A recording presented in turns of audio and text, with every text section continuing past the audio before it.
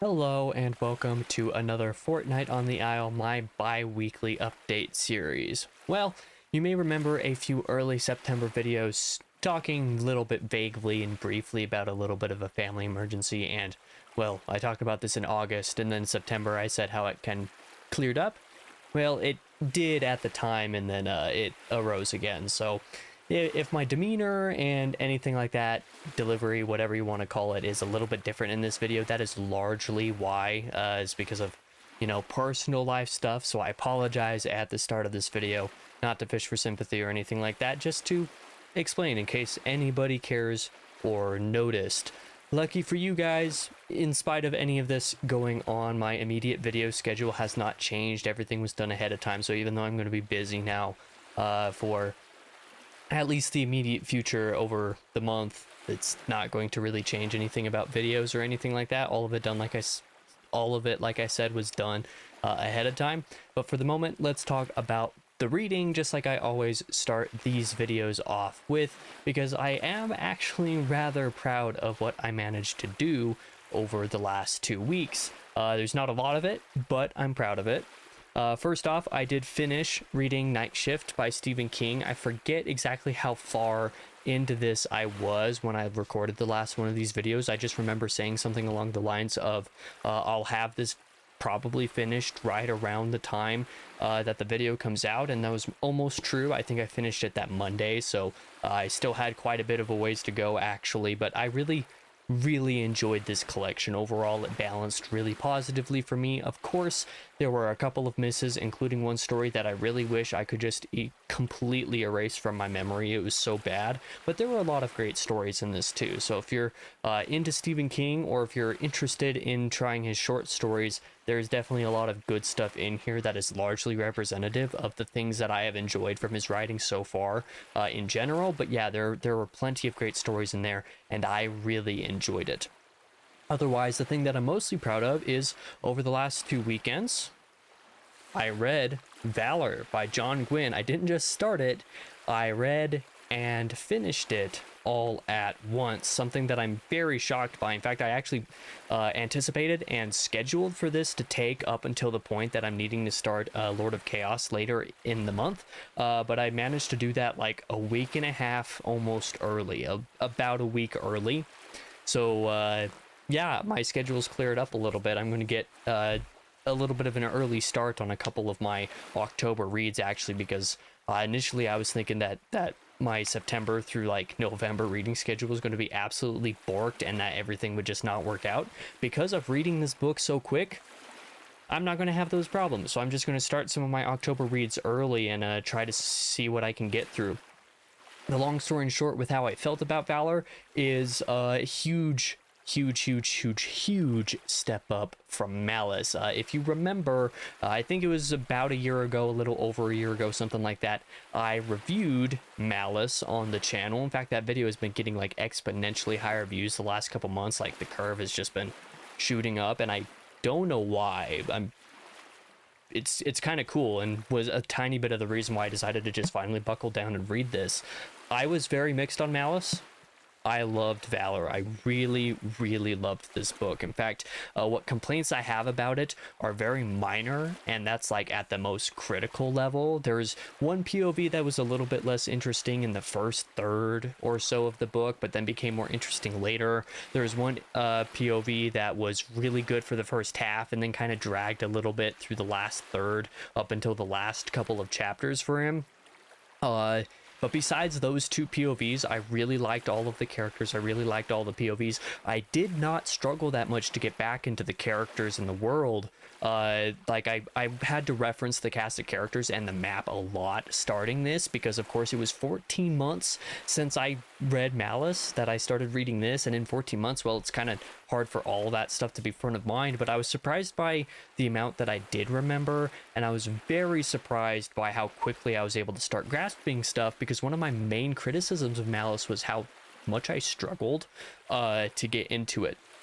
How there was so many things that I felt had great potential that were like on the right track, but didn't like fully do it for me, and this one fully did it for me. I'm actually really surprised by this fact. Nobody is more surprised by my reaction to Valor than I am, especially after how mixed I was on Malice. But that was even knowing that a lot of people who read this series aren't like huge on Malice, but then love the rest of the series. So I was hoping that I would at least like this more than Malice. I did not expect to love it, but I did love it. In fact, I loved it so much that I very heavily considered just starting Ruin immediately.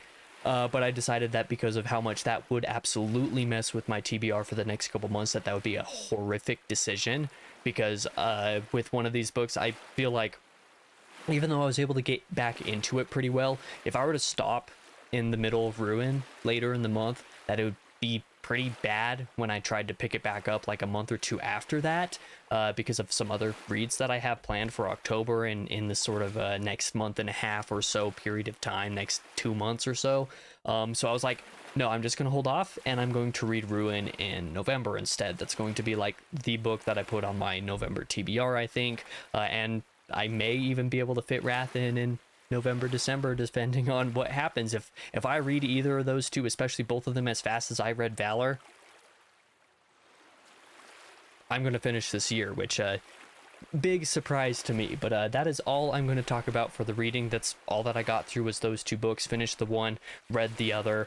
Oh, and something that I'm realizing way later in the video that I totally forgot to include for some reason is I read The West Passage. This I did in a read-along buddy read type thing with several people from the Red Company Sun Eater fan Discord server that I help to run and manage now. I thought it was a pretty okay book. There's a lot of great potential, a lot of really cool stuff going on visually that I feel like this would have been much better as a film or like limited series type thing. Maybe not limited series, like a something that's like a few hours long, but not like, 8 hours long. I don't think it needs that much, but this should have been a visual medium because there's so much cool stuff going on here that I feel like it was underserved by being a novel. But I liked the book enough. I liked what it was trying to do enough. But yeah, that is The West Passage. I don't really have a whole lot more to say about that in this portion of the video. But anyway, let's move on to the bi-weekly writing, some of the stuff that I did get done the last couple weeks. Good news for the Reign of Ash. I did finally get something written, about 800 words in it. To be fair, these 800 words are relatively superficial, but they are words. It's because of mostly what I was doing was I was building the timeline, character, and outline sheets for this series for Hermit of the Vars, the next trilogy to outline. But then I also did it for the next series after that, Veil of Embers. So these next two series are basically prepared and ready to start doing the outline things. Like I said, pretty superficial words. I didn't like actually write any scenes down or anything like that, but I have started reading through the 9-paragraph summaries that I had, the 3-act summaries that I wrote in 2023 for the entirety of the Reign of Ash. So basically for Hermit of the Vars, but also looking a little bit at Veil of Embers as well, so that I can use those 7 outlines and actually work on them over the course of the next year or so. We'll see how long it actually takes me to write them. Like I said, I haven't started constructing the outlines yet, but I am actively organizing and determining the structure and some of the organizational just plot and pacing stuff for the series in my head, so that when I do start writing, it's a little bit smoother at the start, because that's part of what makes outlining them hard, is figuring out how to actually structure them. So that's something that I've been thinking about and excited to work more on soon. I thought that I would get more of it done this week, but because of emergency stuff, I was not in the right headspace to do that, so I definitely did not do that.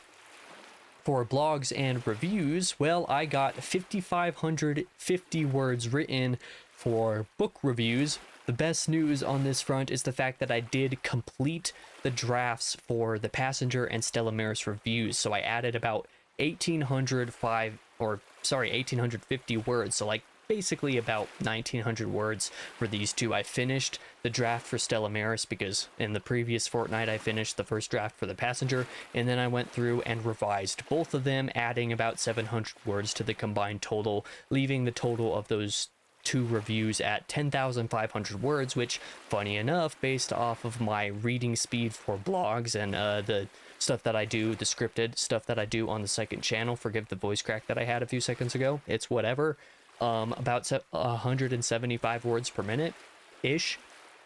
That means 60 minutes, since these reviews are going to be turned into a video on the main channel because they are way too long to fit in Goodreads. I only put the spoiler-free portions of them, basically the introduction and conclusion of those reviews, in their respective Goodreads portions, because that's as much as I could fit. I couldn't fit the full reviews in either of those slots. So these two are going to be one video reviewing the two of them. Instead of doing my normal review format, these are going to be a special scripted thing on the channel coming in November.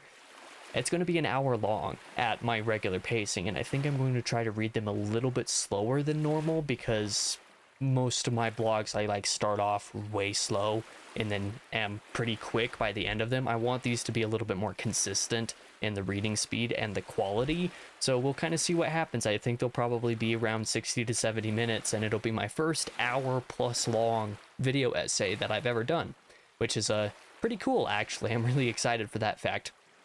Moving on to some more of the reviews that I wrote. Did not write anything more for the Infinite Jest review because, well, I was finishing these other two big reviews that I had on my plate. I'm going to circle back around to Infinite Jest here probably in a few weeks. I'm going to try to push myself away from doing this really excessively long review writing for at least a little bit, to get back into a good headspace for it, and because I would like to do Reign of Ash stuff for the next couple weeks, actually start getting some writing put in there. So like I said, I'll circle back around to the Infinite Jest review, because now that I've finished Passenger and Stella Maris, I kind of just want to have my brain on something else for a little bit. I wrote a 2100 word review for Night Shift, a lot more words than I was expecting for it, and I'm actually pretty happy with that review, all things considered. And then I also wrote about 1600 words for the review of The West Passage. Like I included earlier in the video, I totally forgot to include this in the reading earlier at first, so I had to record that section just now. Like I said, I felt pretty mixed on this one overall. There's a lot of great stuff in it, but also some things that were holding it back. But considering it's a debut and the things that I thought had great potential were so cool, that I think I'm going to try the author's next book, whatever it is he tries to put out next. I think it is a great idea, a lot of great potential here. But yeah, 1600 words written for that review. I have not written anything for the review on Valor yet. I might do that after this video is done. I'm not entirely sure. I'm not sure how long or in-depth that review is going to go. I think I'm going to try to be a little bit more looser with it. But yeah, I haven't written anything yet. I'll probably have that review written and up on Goodreads by the time this video publishes on Sunday. So yeah, if you're watching this video, you can go check out that review if you would like. Beyond the book reviews, I also wrote about 2,800 words over the last couple weeks for movie reviews. I somehow wrote 1,200 words on a review for Reagan, which I saw with my friend a couple weeks ago, and then 1,600 words for Twisters, which I saw on the same day. Basically doing a cheeky little double feature later in the evening after watching Reagan in the early afternoon. My reviews for them are on Letterboxd, so you can check those out there. Moving on to the coming releases, like I said, the video schedule is basically all done for the rest of the month. There's only one video in the coming releases here that has not already been uploaded because it's a little bit more time centric. We'll talk about that in just a moment. For now, on Tuesday the 17th, my review for Child of God by Cormac McCarthy will come out, which kind of precedes the several McCarthy reviews that I'm going to be posting in October to catch up with stuff, so that the Stella Maris and Passenger double review scripted thing can come out in either late October or early November, depending on how quickly I'm able to get some of those videos out. Child of God is the next one to come out. That will be out on Tuesday. Top 10 strangest books on my TBR is a fun little list that I did. That video will be coming out on Thursday. On next Tuesday, the 24th, will be my review and ranking for The Heroes of Olympus by Rick Riordan. I don't know if you can actually see those books on the shelf behind me. They're right down there. Yeah, you can. So starting there with The Lost Hero all the way through Blood of Olympus. That series is one of my favorites just for nostalgia reasons, but I talk about the series a little bit more in depth in that review, and also rank them a bit and kind of give some relatively unpopular opinions as far as the Riordan verse is concerned. Then next Thursday on the 26th, we'll be continuing the Wheel of Time Diaries at Last with Lord of Chaos, right there, 6th book in the series. Very excited to be continuing. I thought that maybe I'd be able to get this in a little bit earlier, but because of some other stuff, I didn't. And because of a lot of other video scheduling related stuff, I couldn't. So that is what is coming out. That Thursday will be the first of, I think, 6 diaries for that book. So hopefully I'm able to get through it, pretty soon. I'm going to very soon, maybe even this weekend, start reading Lord of Chaos, at least the prologue this weekend, and get a little bit of a head start on it so that I don't have to rush so much, late in October to be able to get it done on time. On the second channel, the next 2 Fridays on the 20th and the 27th will of course be episodes 8 and 9 of the Kingdom Hearts 2 Let's Play. 8 is the Pirates of the Caribbean world, and then 9 is Agrabah again. So those 2 episodes will be coming out basically over the remainder of the month. As for entertainment talk, well, there's not actually really anything to talk about. I didn't do much of anything entertainment related except for watch the VOD of the Linkin Park reunion live stream thing. So I didn't watch it live, but I watched it like the next day. That's a topic and a half. We'll talk about that in a minute because I'm just going to continue on into music talk, because that's what I feel like talking about for the moment. So, several of the singles that came out over the last fortnight of artists that I follow are Memphis Mayfire releasing a new single called Infection, which was pretty good. It was decent, I guess. I think it's my least favorite of the 4 singles so far, actually, so take that as you will. The Browning released another single called Omni, which might be the best of their 4 singles so far, but all of them are pretty good, actually. Spirit Box released a surprise single called Soft Spine, which is incredible. I'm generally not one for Spirit Box's really heavy songs. In fact, a few of them I feel like are just really overrated, like Cellar Door or whatever it's called. I actually don't really like that song very much, whereas everybody else raves about it. Soft Spine is great. I really liked that one. Whitechapel released a new single called A Visceral Wretch, which I thought pretty good. I'm not necessarily super in deep on the Whitechapel discography in general, so I don't know a whole lot to talk about that. I don't know how it compares to a lot of their past stuff because most of their stuff I haven't listened to in years. August Burns Red released a new single called Exhumed, which I thought was pretty good. Skillet released a new single called All That Matters, which was a lot better than Unpopular. Unpopular I did not like very much. All That Matters was actually surprisingly good. I don't know why I liked it as much as I did, but I did, so take that as you will. And The Weeknd, which is an artist that I don't really talk about and I actually haven't really listened to a lot, released a new single called Dancing in the Flames, which I thought was good. This is an artist that I actually have a really complicated relationship with. I don't like any of his pre-2020 stuff that I've listened to. I haven't listened to all of it, mind you, but what of it I have listened to, I don't really like very much. I'm not a huge Weeknd person, but his 2020 album, at least I think that's the year that it was released, After Hours, one of the most important records in my life. Personally, on a personal note, I relate to that in a lot of ways, in ways that I wish I didn't. So it was really powerful to me. I had that on repeat for a year. In fact, in my 2020 wrap-ups on YouTube Music and Spotify, it was pretty high up there as far as my my rotation was, my on repeat and stuff like that. It's because I listened to that album way too much that year, but I never listened to his next album. I don't think I've listened to a single song from it, which is really strange. I should do that considering how much I like After Hours. But yeah, I listened to the new single and I thought it was pretty good. And any of the other singles that released over the last couple weeks, I either have chosen not to listen to or have not had a chance to listen to yet. As for albums, God is an Astronaut released an album called Embers, which they're an instrumental, sort of post-rock type of artist that I enjoy a little bit. I haven't listened to a bunch of their stuff, but, I listen to a lot of instrumental rock and metal stuff while I do my writing. That's the main thing that I do. God is an Astronaut isn't a regular on there, but I think the first few songs on Embers might become part of a playlist somewhere because I thought the first few songs of the album were great.